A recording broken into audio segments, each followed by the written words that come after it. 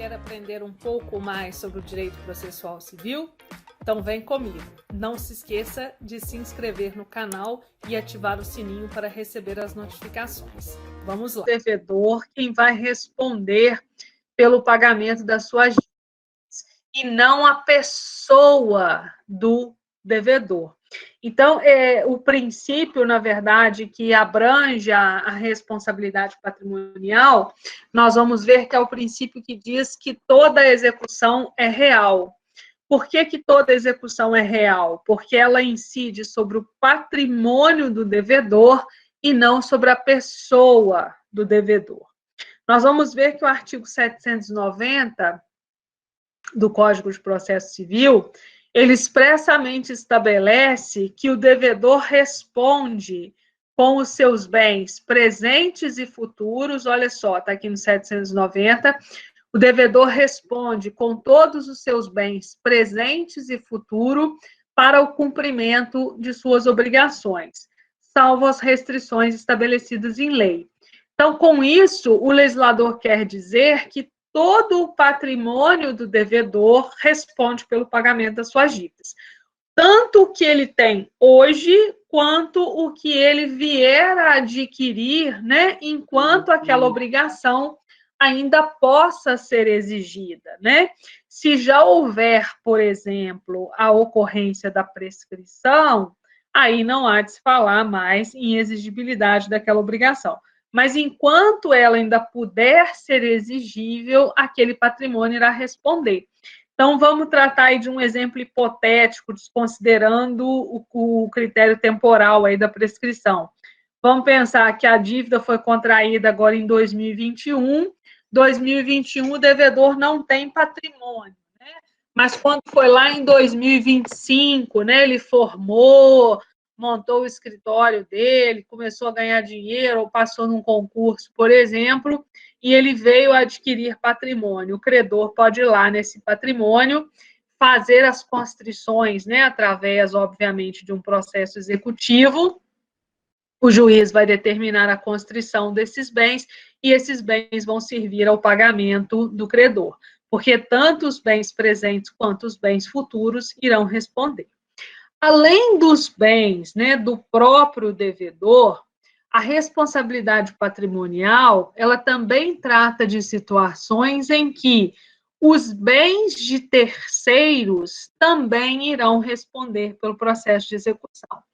A responsabilidade patrimonial, prestem muita atenção nisso, ela é diferente de legitimidade passiva derivada. Na legitimidade passiva derivada, que nós vimos na aula passada, ocorre o seguinte: com a morte do devedor, ou então, em razão de algum ato inter vivos, né, por exemplo, uma cessão de débito, ou então uma responsabilidade tributária, pessoas terceiro assumem o lugar de devedor.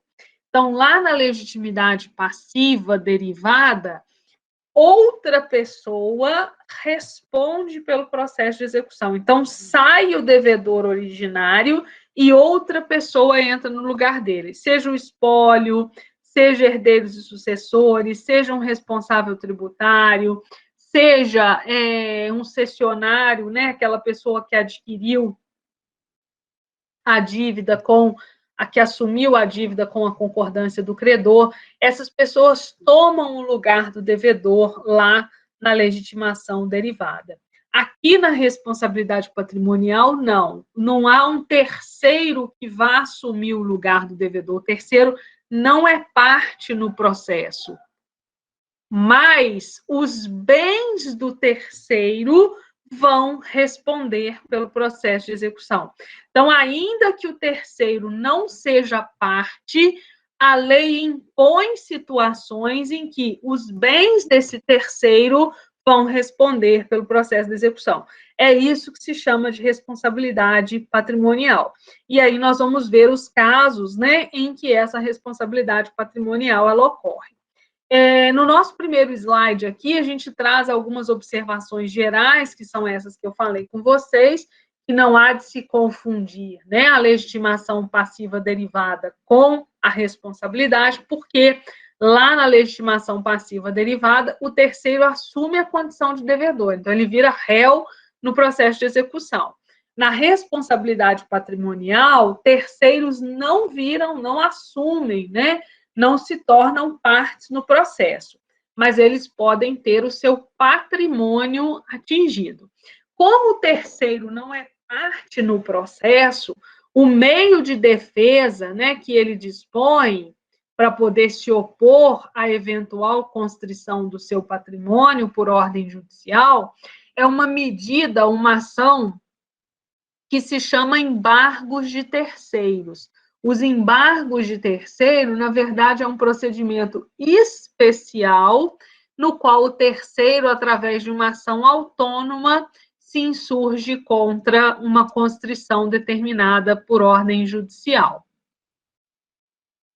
E a regra, né, a regra geral é essa que nós vimos aí no artigo 789, que é o próprio bem do devedor, patrimônio do devedor, que vai responder pelo pagamento de suas dívidas. Aí o artigo faz assim: salvo restrições estabelecidas em lei.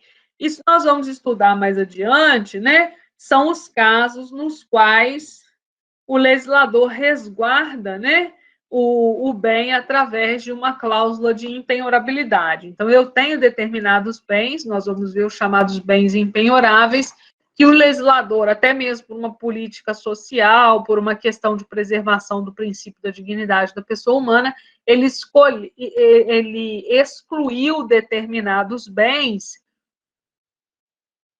da atividade executiva. Então, assim, por exemplo, o bem utilizado como essencial ou necessário para o exercício da atividade profissional, né?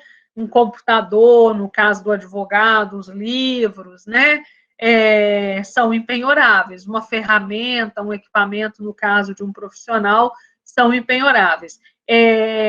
O salário, né? As remunerações, no sentido amplo, aí, salário, subsídio, soldos, né? São impenhoráveis, porque, como regra geral, tá? Nós vamos ver que há exceções. Assim como o imóvel, né, o chamado bem de família, como regra, também são impenhoráveis. Mas nós vamos estudar isso com detalhes um pouquinho mais à frente. Por hora, a gente precisa saber que a regra é o patrimônio do devedor responde pelo pagamento das suas dívidas. Só que o legislador foi além. Além do patrimônio do devedor, também o patrimônio de terceiros poderá responder pelas dívidas, né? Nesses casos trazidos aí no artigo 790. Olha o que diz aí o artigo 790. São sujeitos à execução os bens. Então, vejam, não é o terceiro que vira devedor, mas os bens do terceiro é que vão responder pela dívida. Inciso 1. Do sucessor a título singular, tratando-se de execução fundada em direito real ou obrigação rei persecutória. Gente, o que é obrigação rei persecutória? Obrigação rei persecutória é aquela que persegue a coisa. Toda vez que vocês ouvirem essa expressão, obrigação rei persecutória significa o quê? A dívida segue o bem. Não importa quem fez a dívida, não importa quem assumiu a obrigação. Aquele bem sempre vai garantir o pagamento da dívida. É o que também ocorre, né, nas garantias de direito real. Então, assim, se eu tenho uma hipoteca, a hipoteca garante o pagamento da dívida, ou seja, aquele imóvel que está financiado, enquanto eu não pagar o financiamento, aquele imóvel fica vinculado ao pagamento daquela dívida. Se eu parar de pagar, o que o banco vai fazer? Vai vender o imóvel. Já falei com vocês que essa venda, inclusive, é extrajudicial. O banco vai converter a hipoteca vender o imóvel num leilão extrajudicial e com aquele valor arrecadado ele vai pagar a dívida. Da mesma forma, numa obrigação reipersecutória, é o próprio bem que garante. Um exemplo de obrigação reipersecutória é uma dívida de IPTU, tá? O IPTU é uma dívida que acompanha o imóvel, não importa quem era o titular, né, o proprietário do imóvel quando aquela dívida foi contraída. Então, vamos pensar, eu estou devendo IPTU do ano de 2020, né? Mas agora, em 2021, eu resolvo negociar e vender o meu imóvel. Você nem consegue transferir, né, legalmente o imóvel se não tiver com os impostos em dia, né? Para você fazer transferência de imóvel, você precisa apresentar certidão negativa de débito. Mas vamos pensar que não seja registrado em cartório, né, que isso passe despercebido, o que não é comum. Aquela pessoa que adquiriu o imóvel, ainda que aquela dívida não seja dela, ela fica responsável pelo pagamento da dívida. Por quê? Porque a dívida do IPTU é uma obrigação repersecutória que acompanha o imóvel. É lógico que essa pessoa, né, esse adquirente, ele tem direito de regresso. Então, assim, ele vai pagar e ele pode vir e me cobrar, por exemplo, esse valor, porque quem estava devendo o IPTU era eu. Mas, perante o fisco, né, perante o município, é ele quem vai responder pelo pagamento, porque trata-se de uma obrigação repersecutória. As obrigações ambientais, vocês ainda não estudaram o direito ambiental, mas as obrigações ambientais, elas também têm esse caráter repersecutório, né, por conta aí de toda a proteção que o legislador resolveu dar, né, ao meio ambiente. Então, vamos pensar que eu tenho uma fazenda e eu vá lá e faça uma degradação ambiental. Eu vou lá, derrubo, né, mata nativa, pratico lá uma degradação ambiental. O que vai acontecer? Se eu vender essa propriedade a um terceiro, ainda que esse terceiro não tenha sido o causador do dano, por tratar-se de uma obrigação reipersecutória, ele irá responder, porque a dívida, a obrigação acompanha a coisa. Então, se amanhã ou depois, né, for ajuizada, por exemplo, uma ação civil pública visando recompor a área, né, visando minimizar ali os prejuízos ambientais, esse novo comprador vai ser responsabilizado, ele vai ter que tomar todas as medidas necessárias para se fazer a recomposição da área. É claro que, assim como na hipótese do IPTU, ele tem direito de regresso, mas perante os órgãos ambientais, perante a sociedade, ele vai responder por tratar-se de obrigação reipersecutória. Um outro caso em que acontece a responsabilidade, né, os bens de terceiros respondem pelo patrimônio da execução, é o caso do inciso 2 aí, que diz assim: são sujeitos à execução os bens do sócio nos termos da lei. Qual que é a regra? Vocês ainda não estudaram, né, o direito empresarial, mas vocês vão aprender que dentro do nosso ordenamento jurídico existem diferentes tipos societários, alguns mais comuns, mais usuais, outros menos usuais. Os mais usuais, vamos dizer assim, os mais comuns são as chamadas sociedade limitada, as sociedades por ação, as empresas individuais e um tipo societário mais novo, né, que está lá no artigo 980-A do CPC, estou até copiando o nome aqui, que é a chamada empresa individual de responsabilidade limitada. Também existe, né, a microempresa, o microempresário individual,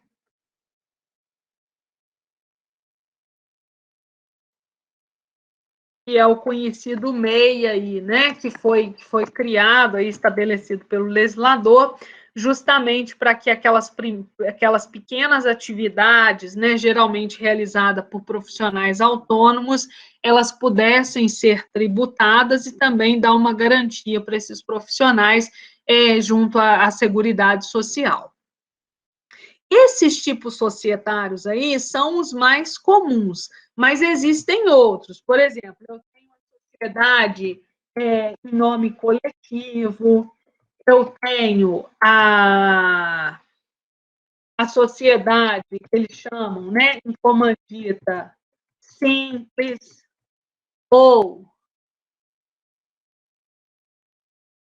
em comanditas por ações. Mas esses tipos societários, esses três últimos aí, eles são menos usuais. Assim, aqui no nosso país, pouquíssimas empresas se estabelecem sob esses tipos societários. Eu vou me deter aos mais comuns. Os mais comuns são ou a empresa individual, naquela que o indivíduo, né, vai lá e monta a sua empresa e ele é o único sócio, ou então aquelas chamadas sociedades, por exemplo, limitadas, que são aquelas em que duas ou mais pessoas se associam, né, com a finalidade de realizar ali alguma atividade, seja uma atividade empresarial, seja simplesmente uma prestação de serviço, né, uma sociedade civil. Então, vamos pensar, por exemplo, né, que duas pessoas aqui, o João e o José, resolvam constituir uma sociedade empresarial para que eles comecem a fabricar, por exemplo, né, marmitex, embalagens, né, embalagens para marmitex aqui em Barbacena. Cada um deles, quando eles forem iniciar essa atividade, cada um deles vai ter que investir um valor para que esse estabelecimento seja criado. A esse investimento chama-se de capital social. O capital social é o valor que os sócios, né, vão apresentar para que aquela sociedade possa ser iniciada. Esse valor de capital social, ele pode, assim, já ser integralizado, já ser todo apresentado no início, quando se abre a sociedade, ou ele pode ser, né, integralizado, apresentado no decorrer dos anos. Isso aí é liberdade na pactuação dos sócios. Mas por que eu estou falando disso? Porque quando eu tenho uma empresa de sociedade limitada, somente como regra, esse capital social, esse valor que a sociedade tem, é que vai responder pelo pagamento das suas dívidas. Isso pode aumentar no decorrer dos anos. Então, assim, a sociedade empresarial cresceu, foi adquirindo patrimônio, ela comprou uma sede, aí depois ela começou a investir, a comprar carro, a comprar imóveis, né? Aí vai crescendo, vai aumentando aí esse patrimônio dessa empresa. Mas esse patrimônio adquirido pela empresa, como regra, é ele que é o responsável pelo pagamento das dívidas, não se confundindo, portanto, com o patrimônio individual dos sócios. Então, vamos pensar que nessa sociedade entre o João e o José, cada um investiu aí 30 mil reais. Então, eles têm um capital social de 60 mil reais. Só esse valor, até esse valor, é que os sócios precisarão responder. Mais do que isso, vamos pensar que a empresa está devendo aí 200 mil reais a seus credores, por exemplo, seus fornecedores. Esses 200 mil reais vão ter que ser tirados desses 60 mil.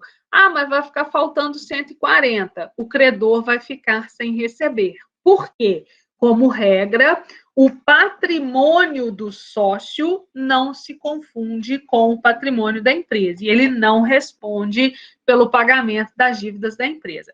Só que o legislador diz assim, salvo nos casos expressos em lei. Que casos são esses expressos em lei? São aquelas situações que autorizam a desconsideração da pessoa jurídica. Geralmente, né, o juiz autoriza, vocês já devem ter estudado isso no semestre passado, que existe um incidente próprio de desconsideração da pessoa jurídica, geralmente o juiz, né, desconsidera a pessoa jurídica quando ocorre alguma situação de fraude, seja fraude contra as relações de consumo, seja fraude trabalhista, por exemplo. Aí, quando a gente tem uma situação dessa, tanto o Código de Defesa do Consumidor quanto a CLT, né, a Consolidação das Leis do Trabalho, ela permite que nessas situações de fraude, o patrimônio pessoal dos sócios, aí nesse caso do João e do José, poderá responder pelas dívidas da empresa. Agora, se tiver tudo certo, não aconteceu nenhum tipo de fraude, só aquele patrimônio, né, declarado, aquele patrimônio considerado capital social, até aquele limite é que vão ter que responder os sócios daquela empresa, né? E é claro que todo o patrimônio que a empresa vier adquirir também vai responder. Agora, se eu tenho um tipo empresarial, por exemplo, que é as empresas individuais, a empresa individual e o microempresário individual, a lei estabelece. Lá a regra é outra. A regra, nesses casos, é a seguinte: o patrimônio pessoal responde pelas dívidas da empresa. Por quê? Normalmente, na firma individual ou no microempreendedor individual, o credor ele contrata com a própria pessoa, né? Então, assim, ele acredita que está negociando diretamente com aquela pessoa à frente da empresa, não é separado, né? Apesar de existir uma pessoa jurídica constituída, a lei estabelece essa responsabilidade do próprio sócio no pagamento dessas dívidas. A exceção em relação à empresa individual é só no que se refere à empresa individual de responsabilidade limitada. Essa empresa individual de responsabilidade limitada, ela é tratada lá no artigo 980 do Código Civil. Lá diz assim, ó, a empresa individual de responsabilidade limitada será constituída por uma única pessoa titular da totalidade do capital social devidamente integralizado, ou seja, ela tem que provar que investiu aquele dinheiro, e não será inferior a 100 vezes o maior salário mínimo vigente no país. Quer dizer, para eu montar uma empresa individual de responsabilidade limitada, na qual, né, o patrimônio do sócio não responda pelo patrimônio da dívida, eu tenho que constituir esse tipo societário do artigo 980A, que é um tipo societário diferenciado, no qual eu tenho que integralizar no mínimo em dinheiro de hoje, né, aproximadamente aí 100 mil reais, né? O salário mínimo está em... Quanto que está o salário mínimo? Deixa eu lembrar aqui, deixa eu ver aqui.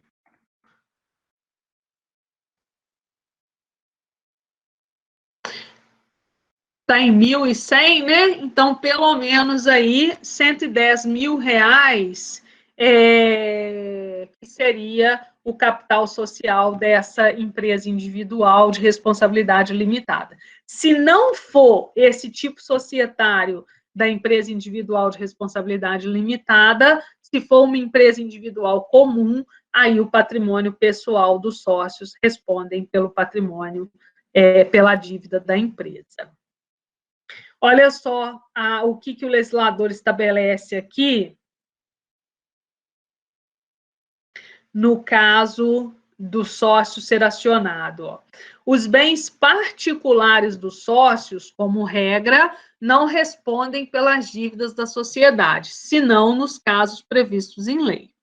Parágrafo 1º. O sócio réu, quando responsável pelo pagamento da dívida da sociedade, tem o direito de exigir que primeiro sejam escutidos os bens da sociedade. O que é isso, né? Ele pode exigir do juiz que primeiro sejam vendidos, né, sejam penhorados os bens da sociedade, para só depois, quando já não mais tiver bens da sociedade, possa se atingir os bens pessoal dele. Só que aí o legislador diz assim, olha, se o sócio alegar esse benefício, né, chamado de benefício de ordem, ele tem que indicar quantos bens da sociedade podem garantir essa dívida e onde esses bens estão, né?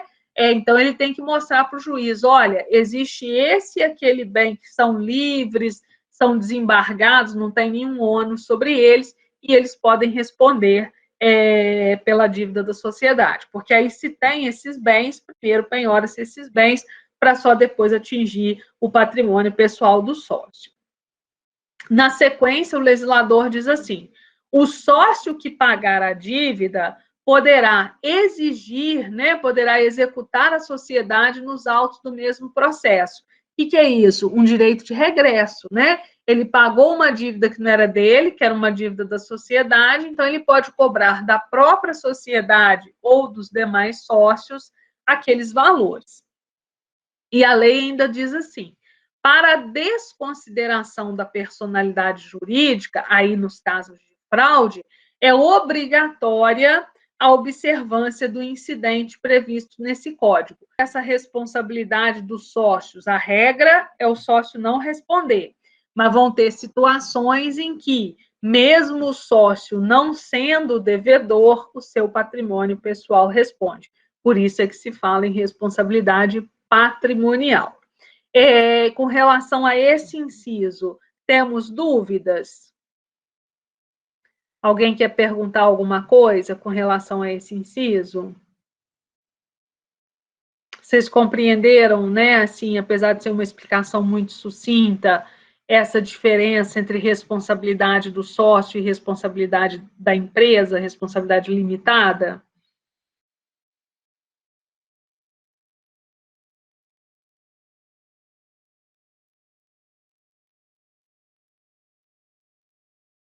Tranquilo, pessoal?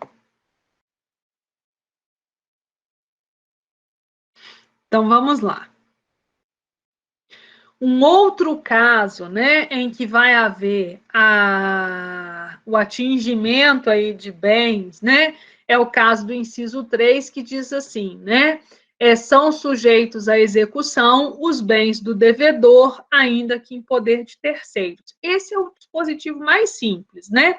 Por quê? Porque nós já vimos que todo o patrimônio do devedor, sejam os bens presentes quanto os bens futuros, eles vão responder pelo pagamento da dívida, pelo cumprimento das obrigações. Então, vou pensar assim, o devedor tem um carro, mas esse carro está emprestado, né? Ele tem uma casa, mas essa casa está alugada. Não importa com quem esteja o bem, esse bem vai responder pelo pagamento da dívida. Então, assim, tem uma locação, o que vai acontecer? Pode o credor optar por penhorar os aluguéis ou então penhorar o próprio imóvel.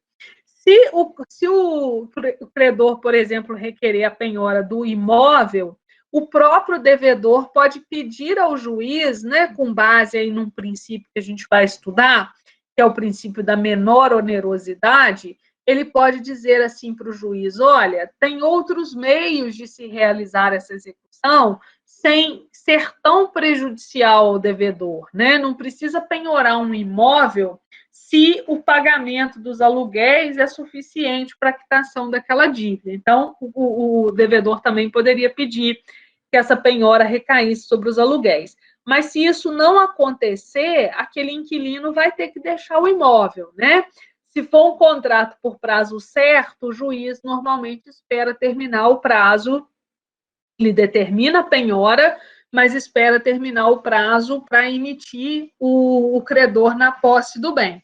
Agora, se não é um contrato por prazo determinado, né, se é um contrato por prazo indeterminado, aí a penhora vai ensejar, né, a rescisão daquela locação, porque aí o terceiro que adquiriu o imóvel tem direitos, né, em relação à posse imediata sobre ele. Então, esse dispositivo ele é simples porque qualquer bem do devedor que esteja com terceiros poderá ser atingido, não importa onde esses bens estejam.